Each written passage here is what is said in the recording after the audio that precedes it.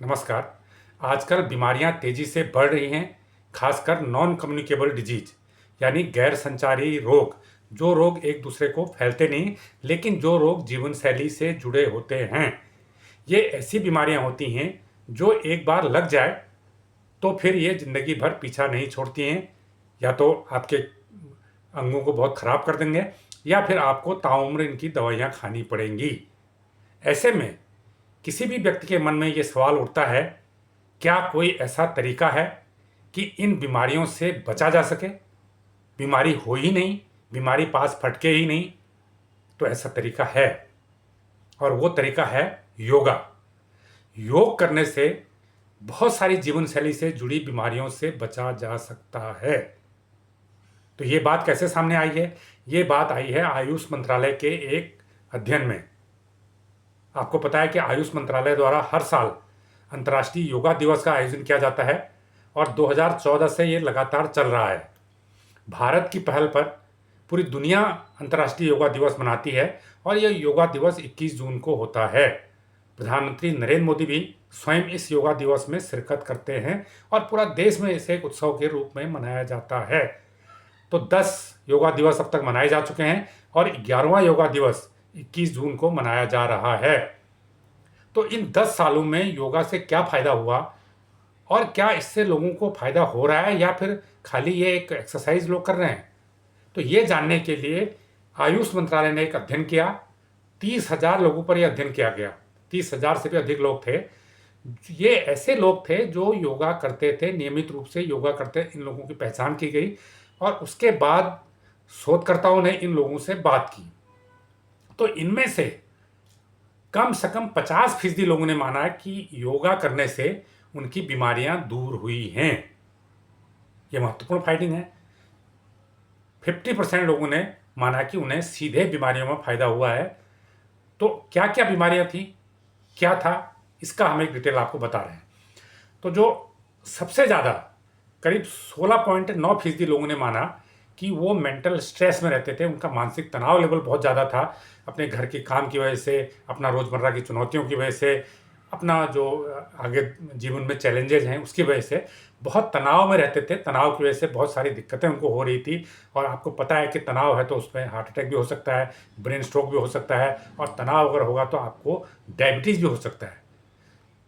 तो 16.9% लोगों ने माना कि योगा करने से, जब से उन्होंने योगा करना शुरू किया उसके बाद से उनका तनाव खत्म हो गया, तनाव उनका दूर हो गया।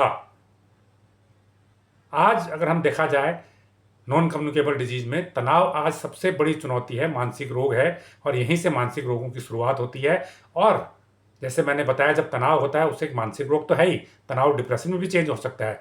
इसके अलावा तनाव से डायबिटीज और हाइपरटेंशन, इसे बीपी हाई होना कहते हैं, ये बीमारियां भी हो जाती हैं, जो फिर कभी ज़िंदगी भर पीछा नहीं छोड़ते हैं। तो 16.9% लोगों ने कहा कि उनका तनाव दूर हुआ योग करने से, और 14% लोगों ने माना कि उनकी जो पेट की स्थिति थी, जो पेट उनका हजमा ठीक नहीं होता था, एसिडिटी हो जाती थी, गैस बन जाती थी, भूख नहीं लगती थी, तो उनकी जो पेट की स्थिति थी वो योगा करने से ठीक हुई। ये 14% लोगों ने माना कि उनकी पेट की एसिडिटी, गैस और बदहजमे की स्थिति जो है वो उसमें सुधार हुआ। ये भी एक बड़ी बात है। पेट साफ रहना बहुत ज़रूरी है। अगर पेट में गड़बड़ियाँ होती हैं तो वहीं से दूसरी जो पेट से जुड़ी हुई बीमारियाँ शुरू हो जाती हैं।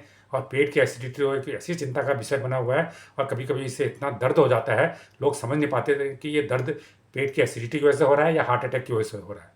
तो बहुत गंभीर स्थिति है। लेकिन 14% लोगों ने माना कि उनका एसिडिटी समस्या खत्म हो गई योगा करने से। अब तीसरी बीमारी की तरफ आते हैं। करीब 13.3% लोगों ने माना कि नियमित रूप से योगा करने से वो जो ओवरवेट थे, उनका जो वजन ज़्यादा हो गया था, जिसे घटाने के लिए वो तमाम प्रयास कर चुके थे, जिम जा चुके थे, खाने पीने पे कंट्रोल कर चुके थे, तमाम प्रयास कर रहे थे, लेकिन कम नहीं हो रहा था। लेकिन योगा करने से उनका वजन कम होने लगा, और वो जो ओवरवेट थे, उनका जो अनावश्यक फैट था, वो इससे कम हुआ है, योगा के आसनों से कम हुआ है। तो ये चौथी बड़ी बात है कि आज एक मोटापा एक बड़ी चुनौती बना हुआ है। ये माना जा रहा है कि 2050 तक ये महामारी का रूप ले सकता है। लेकिन अगर आप नियमित रूप से योगा करते हैं, योगा के आसन करते हैं, तो आपका मोटापा कम हो सकता है, वजन धीरे-धीरे कम हो सकता है और ये वजन घटाने का सबसे सुरक्षित उपाय है। और अगर आपका मोटापा कम होता है, तो आपको डायबिटीज़ और हाइपरटेंशन का खतरा भी काफ़ी हद तक कम हो जाता है, कैंसर का भी खतरा काफ़ी हद तक कम हो जाता है और भी कई बीमारियाँ हैं, शारीरिक बीमारियाँ, घुटने की बीमारियाँ, हड्डियों की बीमारियाँ, उनके होने का खतरा भी काफ़ी हद तक कम हो जाता है। इसी प्रकार 8.2% लोगों ने ये कहा कि उनका बीपी इससे रिवर्स हो गया।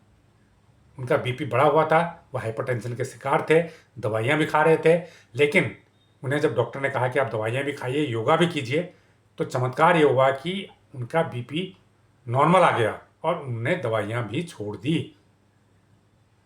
तो जो बढ़ा हुआ बीपी था, नियमित रूप से योगा करने से उनका बीपी नॉर्मल आ गया। 8% लोगों में ऐसा हुआ और उन्होंने अपनी दवाई धीरे-धीरे डॉक्टर की सलाह लेकर, जब डॉक्टर ने देखा कि उनका बीपी तो पूरा कंट्रोल में है, तो डॉक्टर ने अपनी देख-रेख में उनकी दवाइयाँ भी बंद करा दी। तो इस प्रकार ये जो एक सर्वेक्षण था, सर्वेक्षण बेस्ड अध्ययन था, इसमें 50% लोग ऐसे मिले जिन्हें सीधे तौर पे किसी न किसी अलामत में योगा का फ़ायदा हुआ, नियमित रूप से योगा करने का फ़ायदा हुआ। हालाँकि हमारा ये मानना है कि 50% से ज़्यादा लोगों को फ़ायदा हुआ होगा, लेकिन ये लोग ऐसे थे जिन्हें कोई न कोई प्रत्यक्ष अलामत या बीमारी इनको थी। तो इन लोगों ने देखा कि उसमें फ़ायदा हुआ है, उसमें कमी आई है और वो लगातार घट रही है। तो ये जानकारी आपको कैसी लगी हमें कमेंट करके ज़रूर बताएं। जो लोग इस चैनल को पहली बार देख रहे हैं वो इसको लाइक करें, सब्सक्राइब करें और शेयर भी ज़रूर करें। धन्यवाद।